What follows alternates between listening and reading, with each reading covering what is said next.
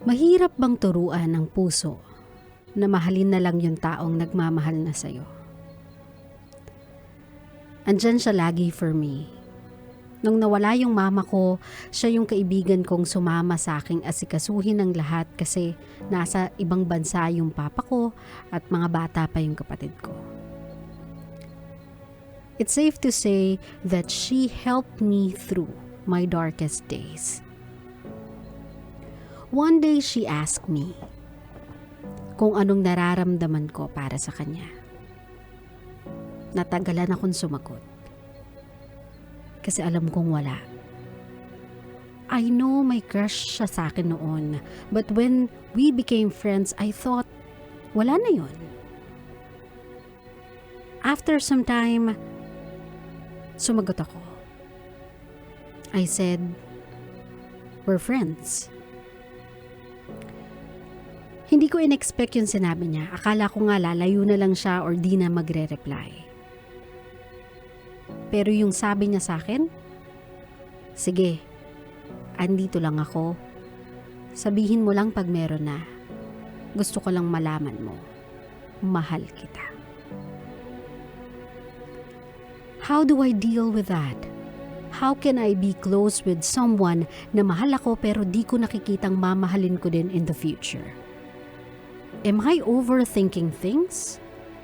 Should I give her space? Or do I date her and wait until may maramdaman ako? Ako si Lance. Ako yung nasa receiving end ng one-way love.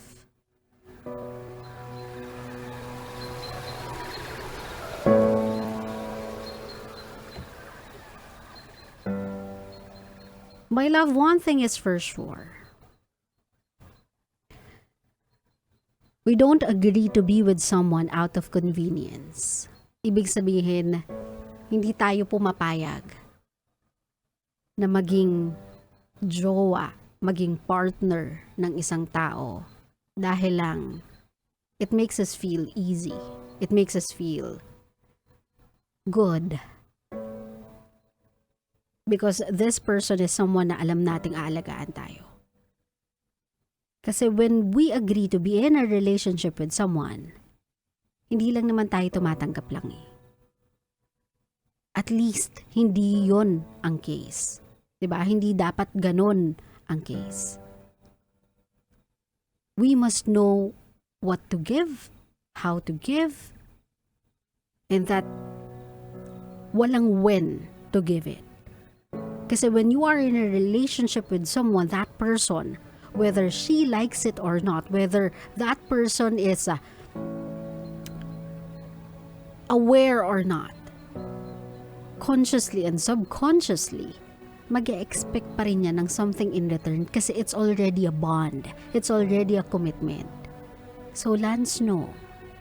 You cannot be with someone dahil lang alam mong mahal ka niya. At nahihiya kang magsabi ng hindi, nahihiya kang andyan siya, minamahal ka, or mukha siyang naghihintay sa'yo, so jojowain mo na lang kasi walang magawa. Alam mo yon? Wala namang ibang present as of the moment, so why not, coconut, let's try. Hindi kasi siya new hobby eh. Hindi siya bagong game, hindi siya bagong pagkain, bagong restaurant na kapag ayaw mo, kapag hindi mo trip, pwede mong iwan. 'Di ba? No hard feelings. Yan kasi, my love, when you enter that kind of a relationship, I know that you understand. Hindi mo siya pwedeng basta-basta iwan the moment that you feel na, ay wala talaga. Ay di ko talaga siya kaya mahalin. Wala talaga ako nararamdamang spark. Kasi even if hindi mo intention saktan siya, sa gagawin mong yon, masasaktan at masasaktan mo siya. Kahit pa i-clarify mo sa kanya na, wag kang umasa ha, na may mararamdaman ako, na wag kang mag-expect ka, na may mararamdaman ako. Unconsciously, my love, that person will expect that things will work out fine for the both of you. And yes, Even if i-convince niya yung sarili niya not to be in pain, na hindi masaktan kapag umalis ka, kapag binitawan mo siya, masasaktan at masasaktan mo siya.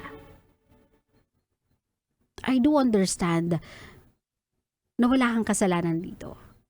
Na that is not something that you can control. But your actions from this moment forward is something that you can. Something na kaya mong kontrolin. Something that you have a power over of. Diba? Kaya, my love, this is when you have to be careful. I know na you don't want to be burdened or anything, na itong taong to ay mature naman, adult naman enough to handle a conversation, but you have to let that person down easy. If you don't think na may mararamdaman ka sa kanya, dahil kaibigan mo naman siya, and I know you care for her, you care about her, kasi you know how loyal, how thoughtful, how ready she is to be with you sa mga darkest days mo. I know na dahil doon you respect this person. So you can have this adult kind of conversation. Na I appreciate that you love me. I appreciate that you feel more than just being my friend. In short, alam kong mahal mo ko. And I am thankful that you do love me. I am thankful that you do see me as someone na lovable. Someone na merong mga characteristics para mahalin. Any guy is lucky to have you. But I don't want to risk that because I don't want to hurt you. I respect you enough as a friend.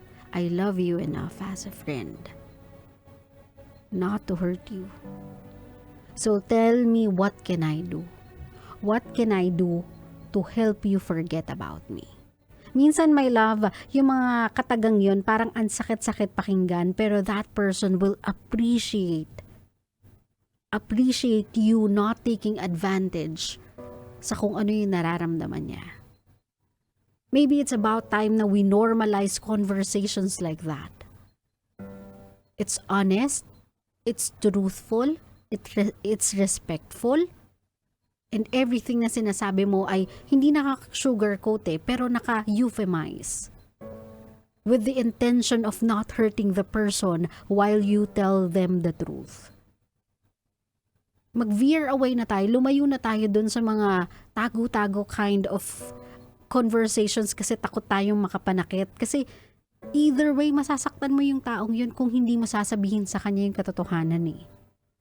So let's normalize being honest with ourselves and with the people that we actually care about.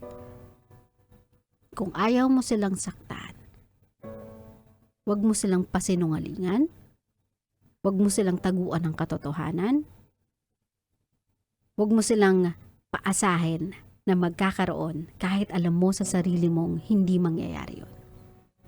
Naintindihan mo ko, Lance? I admire what you wanna do because you wanna give it a try na baka nga naman, di ba, ma-in love ka in the process. Pero mas malaki kasi yung tsansa ng what if hindi. Imagine you've been through a lot and yet wala kang naramdaman romantically for this person. That person has been with you for the longest time now and you know na meron ng entry level ng feeling kasi crush ka na noon and yet walang nag-materialize na romantic feeling inside of you. So my love, do her a favor. After everything she's done for you, do her a favor. Huwag mo siyang subukang mahalin dahil lang alam mong mahal ka niya. Huwag mo siyang jowain out of awa. Huwag mo siyang lapitan para lang mapagbigyan. If she is a friend to you and if she means a lot to you as a person na dear to your heart, maybe not in a romantic level, pero alam mong importante itong taong to sa'yo, then just be honest with her. Now, if she asks for space, if sabi niya, bigyan mo muna siya ng panahon na lumayo sa'yo para hindi na mag-develop, yung nararamdaman niya sa'yo, then be respectful enough to give her that space. Maybe hindi na mababalik yung friendship na yun, or maybe not.